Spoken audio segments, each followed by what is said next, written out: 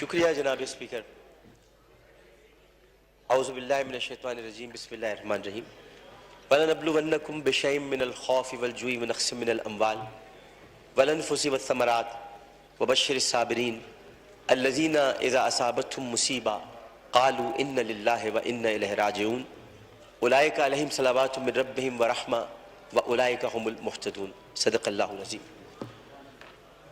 میں آپ کا بہت شکر گزار ہوں کہ آپ نے مجھے بولنے کا موقع عنایت فرمایا. جناب اسپیکر، میں اسمبلی میں بہت کم بولتا ہوں. اس کی وجہ یہ ہے کہ میں کچھ معاملات ایسے ہیں جن کو سیاسی امور نہیں سمجھتا. اسمبلی میں ہم سب تقسیم ہیں. ہم اس لیے تقسیم ہے کہ ہمیں تقسیمی بنیادوں پر تقسیم کیا جاتا ہے. ہم اس لیے تقسیم ہے کہ اگر ہم تقسیمی بنیادوں پر تقسیم نہیں ہوں گے تو ہم تقسیم ہند کی عزت نہیں رکھ سکیں گے. اس لیے ہمیں اس بنیاد پہ تقسیم کیا جاتا ہے کہ ہم تقسیم ہو کر آئے ہیں، لہٰذا تقسیم ہو کر اپنے اپنے جذبات اور اپنی اپنی کیفیات کا اظہار کریں اپنی اپنی پارٹی پالیسی کے مطابق.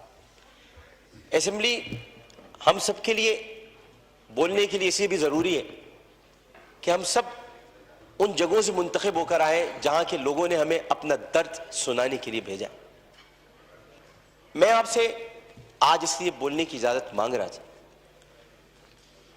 کہ بہت گفتگو ہو رہی ہے اور ظاہر ہے کہ اس وقت پورا پاکستان ایک بچی، ایک خاتون اور خواتین اور ان سب کی عزت پر دل گرفتہ ہے، پشیماں ہے، افسردہ ہے اور بہت تکلیف میں.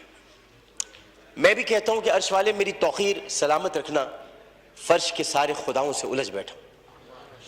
میں صرف اتنا بتانا چاہتا ہوں کہ بہت پہلے کی بات ہے. اب وہاں پر جبل عمر ہے اور جبل عمر پر وہاں اب ایک ہوٹل تعمیر ہو رہا ہے، سعودی عرب کا وہ علاقہ ہے. ایک آدمی رسول کریم صلی اللہ علیہ وآلہ وسلم کے پاس آیا اور اس نے آ کر کہا کہ یا رسول اللہ مجھ سے بہت بڑا گناہ ہو گیا. تو آپ نے فرمایا کب ہوا؟ نے کہا اسلام لانے سے قبل ہوا. آپ نے فرمایا کہ ٹھیک ہے، اب تم اسلام لے آئے ہو، تمہارے سارے گناہ اللہ نے معاف کر دی. اس نے کہا آپ میری بات سن لیجئے رسول اللہ، میں آپ سے بات کرنا چاہتا ہوں، اپنے دل کا بوجھ ہل کرنا چاہتا ہوں. آپ نے کہا کہو تم کیا کہنا چاہتے ہو؟ اس نے کہا یا رسول اللہ میری ایک بچی تھی اور میں اس بچی کو جب وہ 5 سال کی ہوئی تو میں اس بچی کو کہا میں چلو تمہیں جنگل لے کے چلتا ہوں، اور میں اس کو لے کر چلا. جناب اسپیکر توجہ چاہوں گا، میں اس کو جنگل لے کر چلا. اب میں اس لیے لے کر چلا کیونکہ میری عزت پر حرف آ رہا تھا کہ میرے گھر بچی کیوں پیدا ہوئی. نبی کریم بہت غور سے سن رہے تھے. صحیح بخاری اور صحیح مسلم میں اس حدیث کو بیان کیا، ترمذی شریف میں بہت تفصیل کے ساتھ. تو انہوں نے بہت توجہ سے سنا اور کہنے لگا میں جنگل میں لے کے گیا. پھر میں نے ایک گڑھا کھودا. گڑھا کھودنے کے بعد میں نے بچی سے کہا اس میں لیٹ جاؤ. اچھا جب میں گڑھا کھود رہا تھا تو یا رسول اللہ مجھے ایک بات یاد آئی کہ وہ کھودتے کھودتے مجھے پسینہ آنے لگا، تو اس نے اپنے چھوٹی سی چادر سے میرا پسینہ بھی صاف کیا. اور اس کے بعد میں نے اس بچی کو گڑھے میں ڈال دیا اور پھر میں نے مٹی ڈالی. تو عربی میں اس نے مجھ سے کہا، ترجمہ آپ کے سامنے پیش کر رہا ہوں، بابا میں مر جاؤں گی بابا. اور میں نے اس کو مار دیا. بہت دیر تک خاموشی حجر رسول میں رہی. اس نے دیکھا تو رسول کریم صلی اللہ علیہ وسلم رو رہے تھے. خاتم النبیین، سید المرسلین، شفیع المذنبین، انیس الغریبین، رحمت للعالمین، راحت العاشقین، مراد المشتاقین، شمس العارفین، سراج السالکین، مصباح المقربین، محب الفقراء والغرباء والیتام والمساکین. ہمیں سکھاتے ہو ہم تو ختم نبوت کے محافظ، ہمیں سکھاتے ہو. سید الثقلین، نبی الحرمین، امام القبلتین، وسیلتنا فی الدارین، صاحب قاب قوسین، محبوب رب المشرقین ورب المغربین، جد الحسن والحسین، مولانا مولا الثقلین، ابی القاسم محمد بن عبداللہ.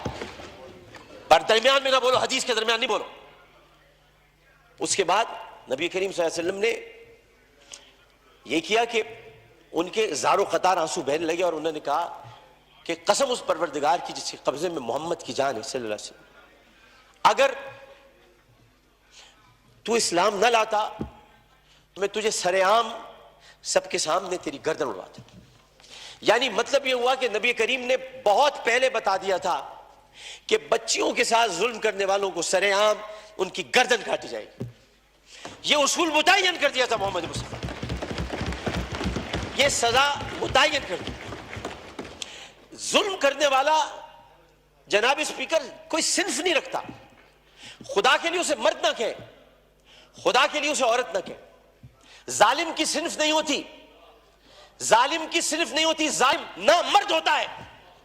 ظالم کو مرد نہیں کہتے.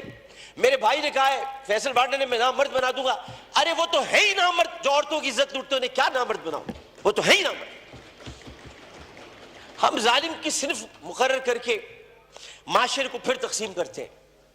ہمیں کسی کی صنف مقرر نہیں کرنی, ہمیں صرف اور صرف قرآن اور سنت کے مطابق ان سزاؤں کا احیا کرنا ہے جن کی ضرورت ہے. یہ واقعہ موٹر وے پر ہو یا حلقہ این 245 کی کسی کچی گلی میں, اس میں یہ بحث ہی نہیں کرنی. بحث ہمیں یہ کرنی ہے کہ انسانیت کی تسجیل ہوئی. بحث ہمیں یہ کرنی ہے کہ ہم کیا کر رہے ہیں. بحث ہمیں یہ کرنی ہے کہ اگر ہم ریاست مدینہ کے دعوے دار ہیں تو ریاست مدینہ میں اگر ایسا واقعہ ہوتا تو ہم کیا کرتے. ہمیں یہ کرنا ہے. ہمیں قانون سازی کرنی ہے. ہمیں اسمبلی میں بیٹھ کر اس معاملے کو مل جل کر حل کرنا ہے. میں کسی کا بھی یہاں زیادہ وقت لینا نہیں چاہتا. میں بہت دل گرفتہ ہوں کیونکہ اس بچی کے گھر میں کوئی کمانے والا نہیں ہے. بنیر سے آئے ہوئے پختون گھرانہ تھا, پٹھان گھرانہ بیچارہ, جو وہاں کما رہے تھے. عمر صادق اس کا والد. بہت پیاری سی معصوم سی بچی تھی. ہر بچی معصوم ہوتی ہے, پیاری ہوتی ہے, لیکن جناب اس میں سوچی ایک پختون فیملی کی بچی جو بڑے غیور ہوتے ہیں. میں اپنے تمام پختون بھائیوں سے کہتا ہوں, میں ان سے بڑی محبت کرتا ہوں. غیور قوم ہے, ایک عزت دار قوم ہے, جو آتے بھی ہیں عزت سے کمانے کے لیے, عزت سے جینے کے لیے. چاہے ان کے ساتھ خیبر پختونخوا میں ظلم ہو, چاہے کسی بھی حصے میں ہو, اور کسی بھی قوم کے ساتھ ہو. پاکستان کا ہر قومی رکھنے والا فرد میرا پاکستانی بھائی ہے.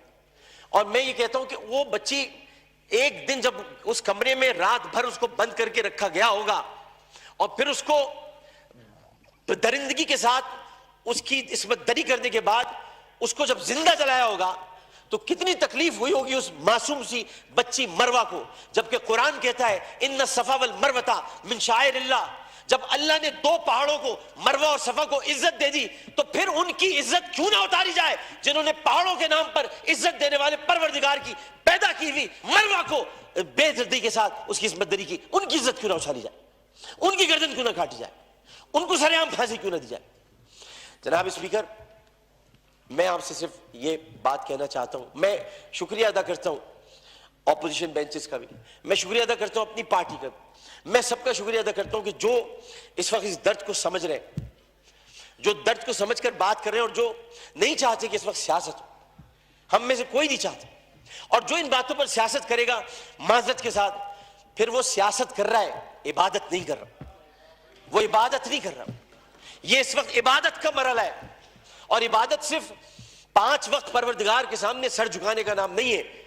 عبادت ظالم و جابر حاکم کے سامنے کلمہ حق کہنا بھی ہے, اور عبادت اپنی جگہ پر رہتے ہوئے جب اللہ تعالیٰ نے قوت گویائی عطا کی ہے اور 5 سوالات جب حشر میں کیے جائیں گے, کہاں سے کمایا تھا, کیسے کمایا تھا, جوانی کہاں گزاری, بولنے کا علم دیا تو بولے کہ نہیں بولے, ما کنت تقول فی ھذا الرجل, اس رسول کے بارے میں تمہارا کیا خیال ہے, کیا جانتے ہو, اس وقت ہماری زبانیں گم ہو کر نہ رہ جائیں.